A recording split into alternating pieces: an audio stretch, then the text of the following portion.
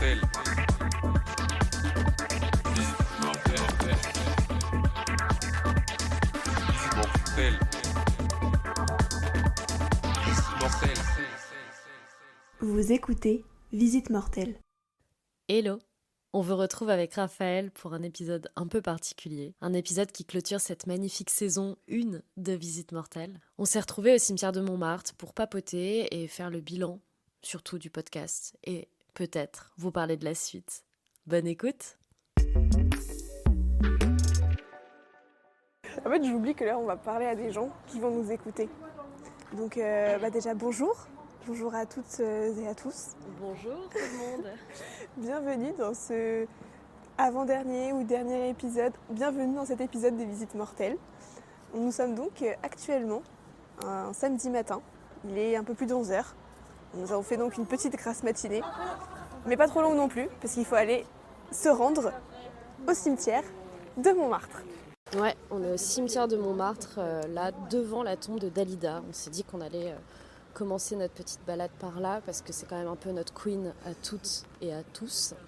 Et la tombe est magnifique, enfin voilà quoi, Dalida.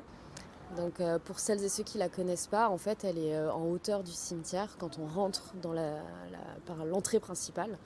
Il faut monter directement à droite, il y a des marches, il y a une petite montée, ça se mérite. Mais ensuite quand on arrive au bout, il y a la fameuse tombe de Dalida qui est en fait assez monumentale. Et ce qui est intéressant, c'est qu'il y a une grande statue d'elle en marbre, je sais pas. Non, je pense pas que ce soit du marbre. En tout cas, c'est une pierre claire. Enfin, elle est toute en blanc et elle est en robe. Elle a les yeux un peu fermés, entrouverts. C'est un peu étrange, mais en tout cas, elle est sublime, quoi. Et derrière elle, il y a une grande plaque de granit avec un soleil tout doré. Et elle est trop belle. C'est une, à mon avis, des sépultures les plus fleuries. Il y a eu beaucoup de fleurs, mais elles ont un peu toutes fanées. Donc, Il y a même la maire de Paris qui a déposé une gerbe de fleurs. Je savais pas qu'Anne Hidalgo était fan de Dalida. Ouais.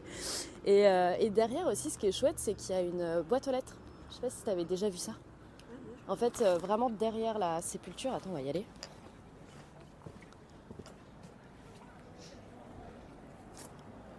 Tu vois, il y a une boîte et les gens, Mais j'adore.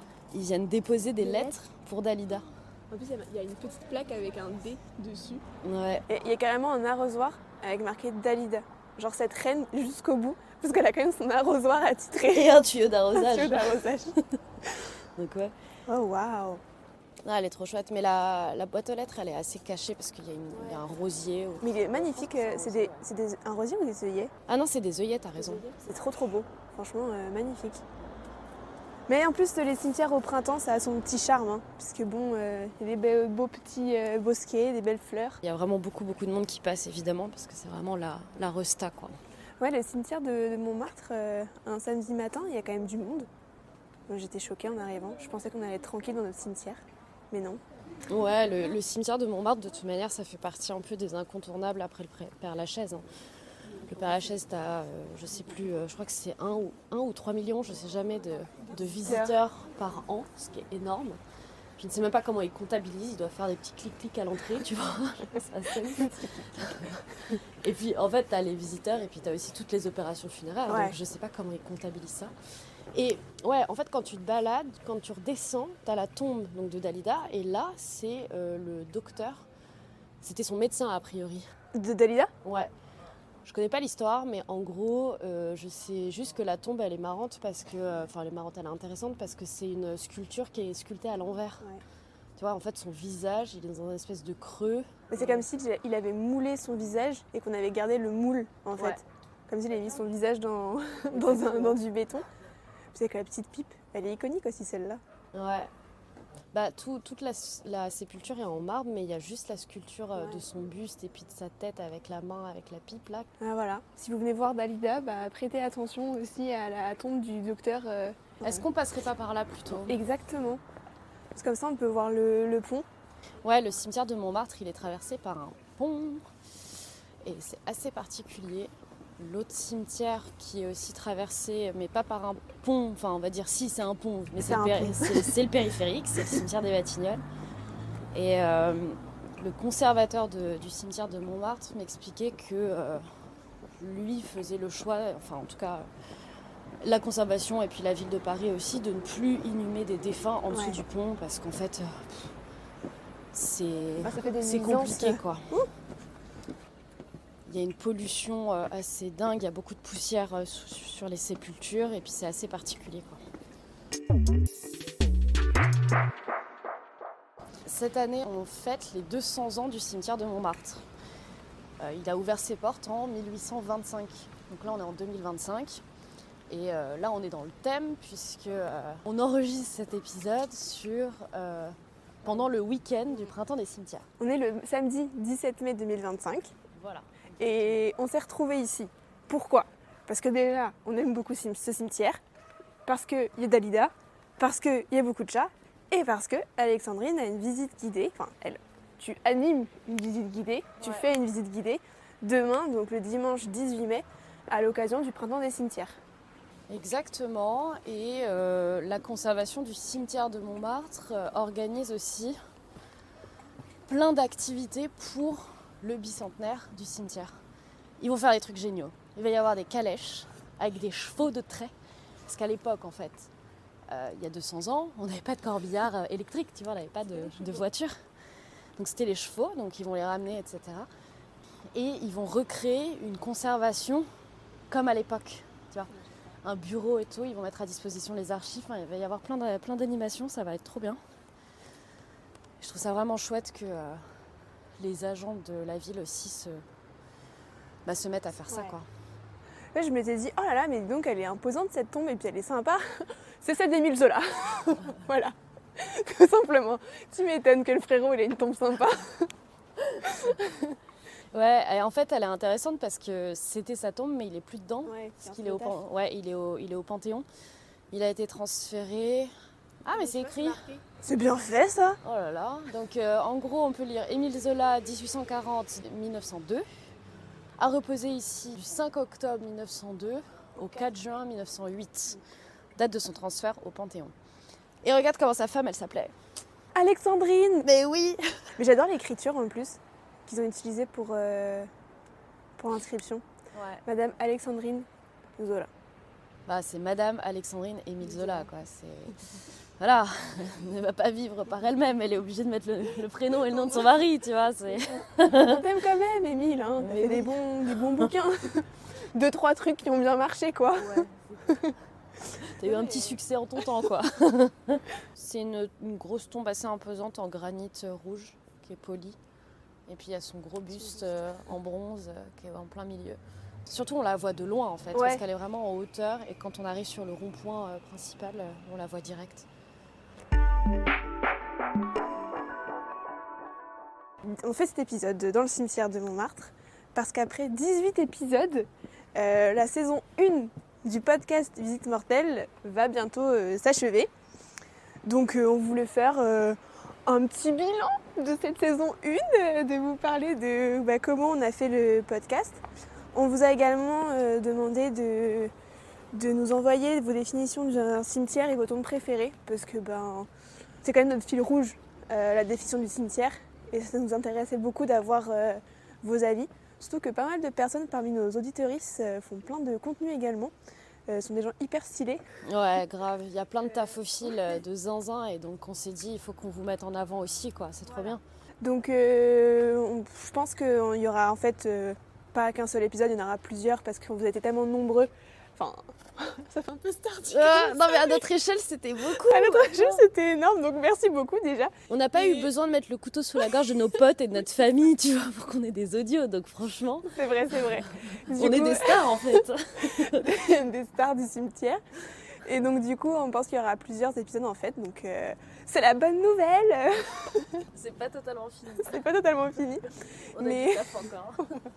Mais là je pense qu'on va plus vous raconter ce qu'on voit dans ce cimetière pour vous donner envie d'y aller si vous ne connaissez pas. Remercier également toutes les personnes qui ont participé de près ou de loin parce que c'est important. Et puis voilà quoi, donc restez avec nous. Je repars dans mes... C'est Raph sur énergie. On revient tout de suite après ce tube. Et tout de suite le French Cancan.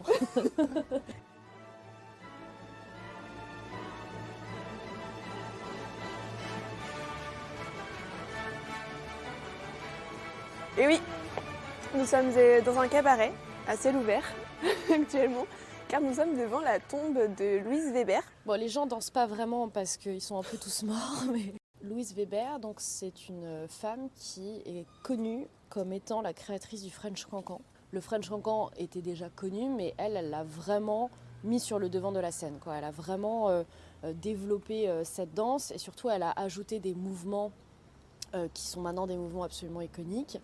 Le French Cancan, en fait, avant, on dansait soit la quadrille à deux, en couple, homme-femme, etc. Et ça s'est développé dans les années 1829. Je crois que c'est la date à laquelle vraiment les femmes vont commencer à danser individuellement, en fait. Et donc le French Cancan, c'est cette danse où on a des grands jupons, on lève la jambe très haut, on monte ses fesses, on se jette par terre, on fait ce qu'on appelle le chahut, en fait on crie, etc. Et qui est devenue vraiment la danse iconique du Moulin Rouge aujourd'hui et de plein d'autres cabarets, mais surtout le Moulin Rouge. Et en fait, Louise Weber, elle a commencé, elle était lavandière, elle venait de Clichy, et elle est arrivée à Paris, donc elle travaillait en tant que lavandière, et elle allait à Montmartre au Moulin de la Galette. C'est un peu de place to be, et elle se fait repérer par des gens qui lui proposent en fait de fil en aiguille de venir se produire au Moulin Rouge. Elle devient la méga resta, c'est-à-dire que elle est trop stylée, elle répond à tous les canons de beauté de l'époque. Elle est hyper reconnaissable parce qu'elle est blonde et elle a en fait les cheveux attachés, un espèce de gros chignon en bas sur la tête. On l'appelle la goulue parce qu'en fait elle est hyper vulgaire pour l'époque, elle dénote complètement. Elle boit dans les verres de tous les clients, elle mange, elle fait vraiment un peu n'importe quoi. Elle vit quoi. Ouais, mais il y a une anecdote où tu as le roi Édouard VII d'Angleterre qui est dans la salle au Moulin Rouge. Et elle le sait, donc tout le monde est un peu stressé parce que c'est un peu, voilà, le roi est là, quoi, enfin le futur roi est là. Donc il faut pas qu'on se foire sur la prestation, en gros. Et elle débarque et elle dit un truc du style « Bon alors, Édouard, tu régales ou c'est ta mère qui rince tout le monde ce soir ?» Tu vois, le truc un peu, je sais plus quelle est la phrase exacte, mais c'est assez incroyable. Et en fait, les directeurs, ils se sont dit « Oh putain, incident diplomatique, on est dans le merdier. » Et en fait, le prince l'a hyper bien pris. Il a rincé tout le monde, en effet. Et après, il lui a offert des fleurs et ils sont devenus amants, tu vois. Iconique. Ouais. Et en fait, il y a aussi une autre anecdote que je trouve incroyable, c'est qu'avant, les femmes ne pouvaient pas vraiment se déplacer dans les lieux publics sans être avec un homme. Et elle a débarqué au Moulin Rouge avec un bouc, genre l'animal, en disant « Non mais ils sont moins mauvais qu'un homme en fait, donc... J'étais là, quelle queen. Vraiment, c'est exceptionnel. Donc voilà. Bref, en gros, elle a une grosse carrière. Elle a beaucoup développé, surtout libération du corps des femmes, de la jambe, parce qu'en fait, le French Cancan, ça s'est développé à la fin du 19e siècle. Et évidemment, ça a fait complètement scandale. L'Église, complètement scandalisée par la chose, etc. Et en fait, c'est un peu comme tout. Plus on a critiqué, plus on avait envie d'y aller et de voir, tu vois. Donc c'est pour ça que ça s'est énormément développé. Et ensuite, elle a eu vraiment un espèce de moment de gloire pendant 5-6 ans. Après, elle s'est dit, bon, c'est bon, en gros, j'ai fait mon argent, donc j'arrête ma carrière. Ou en tout cas, je vais faire autre chose. Et elle a acheté des fauves. Et elle s'est mise à être dompteuse de fauves. Elle a épousé un magicien. Donc, ils ont pris une roulotte. La roulotte qui a été décorée par son ami, le peintre Toulouse-Lautrec, etc., qui lui aussi a beaucoup contribué à sa notoriété parce qu'en fait, il l'a beaucoup peinte. Donc toutes les affiches du Moulin Rouge, c'était elle en fait, donc ça a vachement contribué. Et sauf que c'était pas une très bonne dompteuse, et surtout elle s'est fait croquer par un de ses fauves. Ça a fait la une des journaux de l'époque, etc. La goulue, je sais pas quoi, mangée par son tigre, tu vois, vraiment le truc. Ce qui est un peu terrible, c'est que la fin de sa vie, elle a fini en fait un peu dans l'oubli. Elle s'est retirée un peu de la vie complètement mondaine, tu vois. Et elle a fini par être toute seule dans le quartier à vendre des cigarettes et des petites cacahuètes devant le Moulin Rouge. Et en fait, après, elle n'a plus jamais remis les pieds, sauf une fois, je crois, après la Première Guerre mondiale, où elle est remontée sur scène parce qu'elle avait une ancienne copine qui était sympa et qui lui a dit « Allez, viens, tu vois, etc. » Mais heure de gloire complètement finie. Et elle est décédée, alors je ne sais plus de quelle maladie, mais en gros, elle est décédée à l'hôpital Lariboisière, qui est à côté de Gare du Nord. Donc elle a fini sa vie dans le quartier. Et au début, elle a été enterrée au cimetière parisien de Pantin. Il n'y avait quasiment personne, vraiment. Il y avait quand même l'ancien directeur du Moulin Rouge qui était présent à ses obsèques, tu vois. Donc elle est décédée en 1929.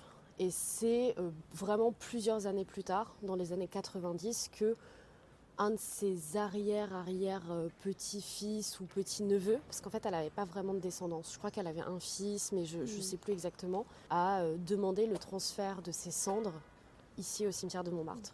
Et ça a été autorisé par le maire de Paris, qui était Jacques Chirac à l'époque. Et là, ils ont fait une vraie cérémonie, ils ont fait un vrai hommage. Donc c'est pour ça qu'elle se retrouve à Montmartre. Donc en plus, elle est vraiment en bordure d'allée. Quand tu arrives, tu la vois direct. C'est un peu une des stars du cimetière aussi. Et moi, ce que je trouve fou, la Goulue, je pense qu'on a tous et toutes un peu entendu parler, pas de son histoire, mais au moins de ce nom. Son nom, ouais. Parce que le French Cancan, c'est quand même iconique, c'est vraiment la culture française, etc. En plus, à l'étranger, tu vois, genre tout le monde est là, le French Cancan, tu vois, le Moulin Rouge. Donc, c'est un peu le truc iconique. Et ce n'est que depuis 2021, ça n'a même pas 4 ans, que la ville de Paris a donné son nom à un square qui se trouve à Montmartre, tu vois. Elle n'a eu qu'un square, elle n'a pas eu genre un parc, tu vois. Mais bon, au moins il y a son nom, mais voilà. Mais en plus, la tombe, elle est quand même assez simple. Ouais, elle est toute simple. Oui, c'était quand même une danseuse du French Cancan. Tu te dis, elle aurait pu avoir au moins une statue ou un truc qui rappelle l'univers du cabaret, l'univers des arts et tout. Mais non. Ouais, le seul truc qu'il y a écrit, ce qui est très bien, mais ça c'est vraiment le premier truc que tu vois, c'est ici repose Louise Weber, dite la Goulue, date extrême, créatrice du French Cancan. Voilà, tout en simplicité. Donc ouais, moi je la kiffe trop, j'aime trop. J'aimerais bien que les gens ils apportent des peluches de tigre sur sa tombe. Ah oui. Non mais c'est fait bouffer par son tigre. Enfin, c'était, je sais pas si c'était un tigre ou un lion, tu vois, mais genre il l'a niaqué quoi. En même temps, vraiment iconique. genre en même temps, qu'est-ce que tu fous là? Ah tiens, si je serais pas dompteuse moi. C'est genre what the fuck. Moi j'aime trop ce cimetière parce qu'il est hyper arboré, vraiment. Et en fait t'es en plein milieu du 18e arrondissement, à cheval entre le 17 et puis le 9e. Et genre là, t'as pas l'impression d'être dans Paris, quoi, c'est ouf. C'est hyper calme, tout le temps les oiseaux. Puis il y a plein de chats, franchement si vous aimez les chats, n'hésitez pas à venir. Ils sont en train de se prélasser sur les tombes. C'est très mignon. Du coup, la Goulue, la tombe de la Goulue, c'est une tombe que tu présenteras demain pour la balade que tu guideras, mais pas toute seule. T'es avec quelqu'un. Exactement. Le Printemps des cimetières est organisé par la Fédération Patrimoine Haut-Ralpin, donc Auvergne-Rhône-Alpes, qui a monté ça maintenant il y a 10 ans. Puisque là, cette année, en 2025, c'est la 10e édition, qui est hyper pionnier, on va dire, dans toutes les questions liées à la préservation du patrimoine funéraire. Parce qu'au sein de la fédération, ils avaient déjà créé une commission spécifique sur le funéraire. Donc, trop bien. Pendant 3 jours, n'importe qui peut proposer une initiative dans un cimetière. Donc, ça peut être visite guidée, danse, chant, lecture, balade. Ça peut être une exposition. Ouais, voilà. Genre photographie, enfin ça peut être plein de choses. Le tout, c'est de s'inscrire en amont correctement et puis après, tu as tous les événements qui sont référencés sur une carte interactive. Et là, je crois que cette année, elles sont à presque 500 animations, quoi. Donc c'est trop bien. C'est trop chouette. Voilà. Et chaque année, il y a un thème, mais on n'est pas obligé de le suivre. Il y a 2 ans, c'était le matrimoine funéraire. Il y a 3 ans, c'était sur la mémoire combattante. Là, cette année, c'est la faune et la flore, genre biodiversité dans les cimetières. C'est des thèmes en plus qui sont hyper chouettes. Ouais, c'est un événement déjà qu'on vous recommande plus parce que c'est l'occasion vraiment de découvrir le cimetière à côté de chez soi. Les visites, elles sont toutes gratuites et c'est trop bien, quoi. Ça permet de découvrir ces lieux qui parfois peuvent encore faire peur. Ouais, absolument. Moi, ça fait 4 ans que je le fais. Donc avant, je faisais cimetière des Batignolles et cimetière de Montparnasse à Paris, sur les femmes, sur le matrimoine. Et là, cette année, on s'est dit avec Camille Pex, alias Mère Lachaise, que vous avez déjà entendu dans le podcast, et Marie Kirchen, qui est journaliste, militante, féministe, lesbienne, qui a beaucoup travaillé sur l'histoire des féminismes. On a monté une initiative au Père Lachaise en novembre dernier, en 2024. On est allé fleurir, on a déposé des jardinières sur les tombes de meufs oubliées au Père Lachaise. Et donc là, on s'est dit, attends, le thème biodiversité, faune et flore, allons-y, allons fleurir des tombes au cimetière de Montmartre. Ce qu'on n'avait pas encore fait. Et donc, on a préparé la petite visite et demain, je pense que ça va durer 3 heures, ça va être hyper long, mais ça va être trop chouette. Et l'idée, c'est plus une démarche de rendre hommage / fémage, si on essaie de jouer sur les mots, et d'évoquer la vie de la personne, mais aussi simplement de fleurir, de passer un petit coup et puis de se rappeler de la personne. Ouais, exactement. Donc bon, malheureusement, quand cet épisode sortira, le printemps des cimetières sera terminé. Mais prenez note pour l'année prochaine, pour le mois de mai 2026. Renseignez-vous, c'est vraiment une super chouette initiative qu'on vous recommande très chaudement. Et surtout sur leur site internet, c'est hyper cool parce qu'ils ont toute une page ressources. Donc si vous voulez un peu vous documenter sur la symbolique funéraire, sur l'histoire des cimetières, le matrimoine, etc., ils ont référencé plein de choses et franchement c'est une super base de données. C'est très très très cool ce qu'ils font. Ce qu'elles font, parce que c'est des meufs qui gèrent ça et je trouve ça trop cool. Nous n'en dirons pas plus. Oh, j'adore. Petit bruit des corbeaux qui nous acclament quand on arrive. On est vraiment dans une allée en plus, là j'ai l'impression qu'on est un peu des reines. Je l'avais jamais vue, attends, cette tombe là, avec un point d'interrogation.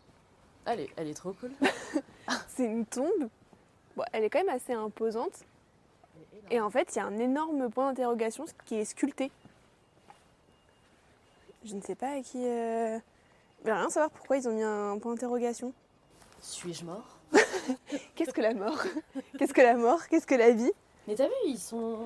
Est-ce que c'est deux personnes différentes? Il y a écrit Franck et Sébastien et ils ont Ouais. exactement les mêmes dates de Ah, mais c'est naissance peut-être et de des décès. jumeaux? Attends, si c'est des jumeaux... C'est terrible.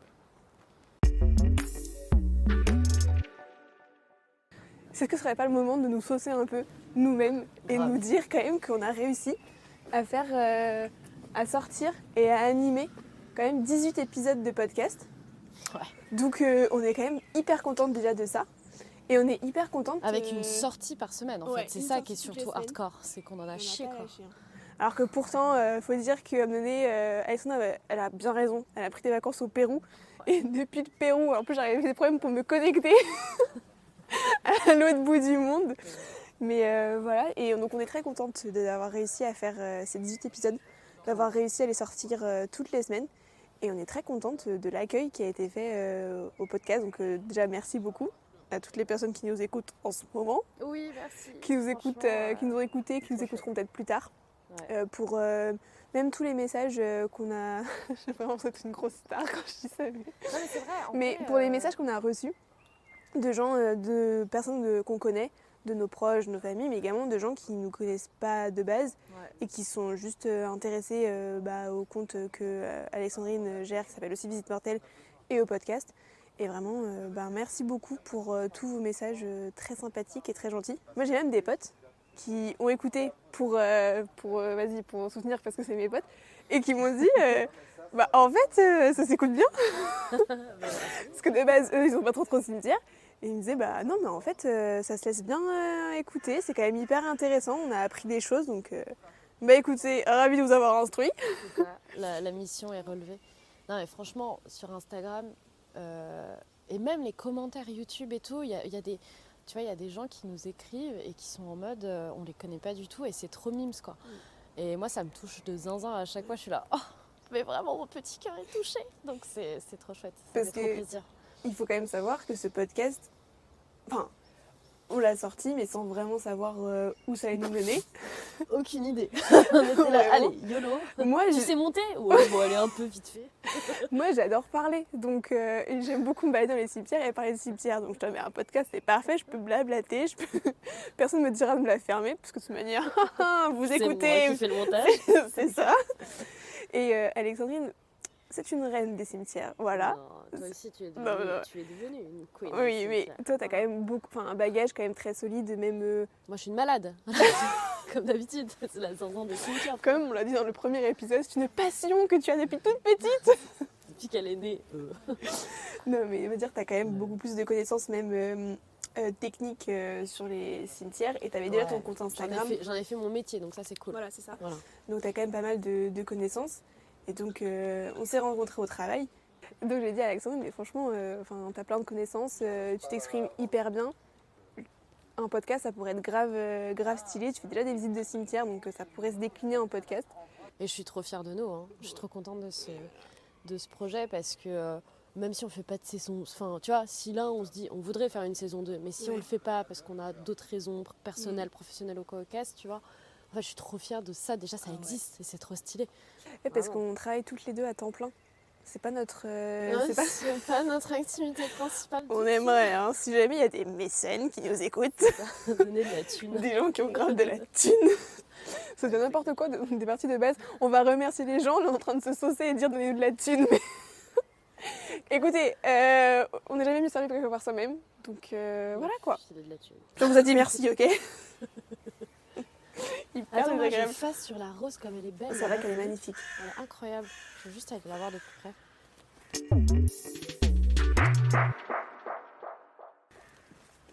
C'est Annie Fratellini. Bon, je t'en parle en 2 mots parce qu'elle est trop cool, mais en fait, c'est Camille dans son ouvrage Mère Lachaise qui l'a mise en avant. Et comme on a monté la visite ensemble, Ouais. bah, on s'est dit, attends, une clown, on est obligé d'en parler. Et en fait, c'est une femme qui s'appelle Annie Fratellini, qui a vécu entre les années 30 et les années 90, et qui est issue d'une famille de circassiens italiens. Donc je sais plus, le père il était jongleur, tu vois, trapéziste, voilà. En fait, à l'époque, jusque dans les années 70, il n'existait pas d'école de cirque. C'est-à-dire que c'était que les familles qui... ça se transmettait de génération en génération, etc. Et une personne extérieure au monde du cirque ne pouvait pas vraiment exercer son art, quoi, tu vois. Et elle, en fait, elle a complètement révolutionné ça, parce qu'elle a monté la première école de cirque en France et en Europe. Et c'est une école, une académie qui s'appelle l'Académie Fratellini, qui existe encore aujourd'hui, et qui se trouve à Saint-Ouen. Ce qui est fou, c'est que elle, son père lui avait toujours dit « C'est dommage que tu sois une fille parce que tu pourrais être clown ». Elle l'a fait, elle a été clown. Allez hop. Voilà, donc ça c'est très très cool. Et elle avait un duo avec son mari. Dans l'histoire des clowns, c'est un peu... Enfin, comment dire, t'as le clown de base qui est le clown Auguste, qui est celui qui a le nez rouge avec le chapeau et tout machin. Ça, c'est toujours le rôle un peu du débile qui se fait bully, etc. Et il est toujours accompagné généralement sur scène avec un clown blanc qui lui est beaucoup plus majestueux, un peu, tu vois, pète sec, etc. Et donc son mari faisait le clown blanc. C'était elle qui faisait rire tout le monde, parce que du coup, tu vois, elle a réussi à inverser un peu les rôles. Et quand son mari, je sais plus si c'est quand il est décédé ou il a arrêté à un moment donné, et elle a continué son numéro avec sa fille. Donc il y avait un couple, en gros, de femmes, fille et mère, qui étaient sur scène, qui étaient 2 clowns, tu vois. Donc c'était assez fou pour le milieu, parce qu'en fait, des femmes clowns, tu vois, ça n'existait pas. Donc elle a complètement révolutionné tout ça. Avant sa carrière dans le cirque, elle a été chanteuse, musicienne, interprète, elle a fait des films, elle a sorti genre 3 albums, je sais pas combien de 45 tours, etc. Donc elle a une grosse carrière aussi musicale. Et elle est trop stylée, quoi. Vraiment, trop trop chouette. Et donc un grand merci à Philippe Charlier, Marc Faudot, Alexandre Estaquet-Legrand, Camille Pex, Sophie Farrugia Fernandez, Laurence Prodhomme et Vinicius Barros. Donc c'est toutes les personnes qu'on a pu rencontrer au cours de cette première saison, qui nous ont accordé du temps et qui nous ont raconté un peu leur vie, souvent, et leurs idées, leurs suggestions de balades dans les cimetières, leurs réflexions sur la vie, la mort, l'art funéraire en particulier. Et c'était hyper chouette à chaque fois de rencontrer ces personnes. On est parti, on a été dans Paris, on a été en banlieue parisienne, on a été dans le nord de la France, on a été en Bretagne. Anna Montana, en fait, c'est ce que tu me dis à chaque fois. Oui, à chaque fois j'ai l'impression d'être Anna Montana. C'est ma 2e vie qui commence. Surtout quand je faisais les montages des épisodes dans le train. Vraiment, je me sentais un peu fraîche. Je me disais, oh, mais mes voisins à côté doivent se penser que je suis vraiment une productrice de ouf. Alors que vraiment, j'étais en train de monter nos voix. Un grand merci à tout le monde, et puis on espère que ça va continuer. Ça va être trop bien. Et petit message, si Madame Valérie Perrin nous écoute. Ah oui, grave. Non mais attends, mais ça on est obligé. Je vais la DM. Elle me suit. Elle suit Visite Mortelle. Madame Valérie Perrin, s'il vous plaît.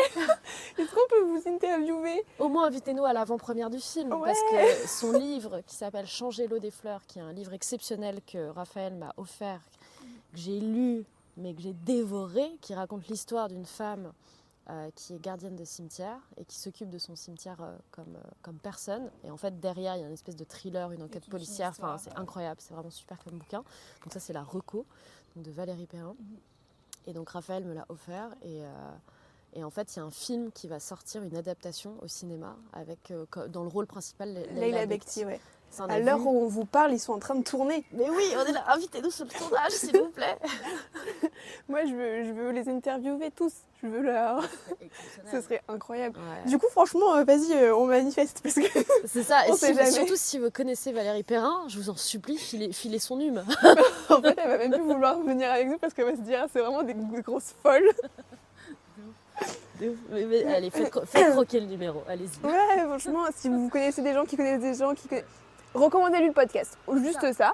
Et après, elle verra... Déjà, dès le premier épisode, je fais un appel à Madame Valérie Perrin. Donc voilà, on commence avec Madame Valérie Perrin, on termine avec Valérie Perrin. Voilà. Merci en tout cas pour votre écoute et puis à bientôt. À très bientôt. Bisous, bisous. Zoubi. Vous venez d'écouter Visite Mortelle, un podcast produit de manière indépendante par Raphaël Jaillet et Alexandrine Espinas. Si cet épisode vous a plu, n'hésitez pas à nous laisser 5 étoiles et à vous abonner. Retrouvez-nous sur les réseaux sociaux, @Visite Mortelle au féminin pluriel. À bientôt pour un prochain épisode.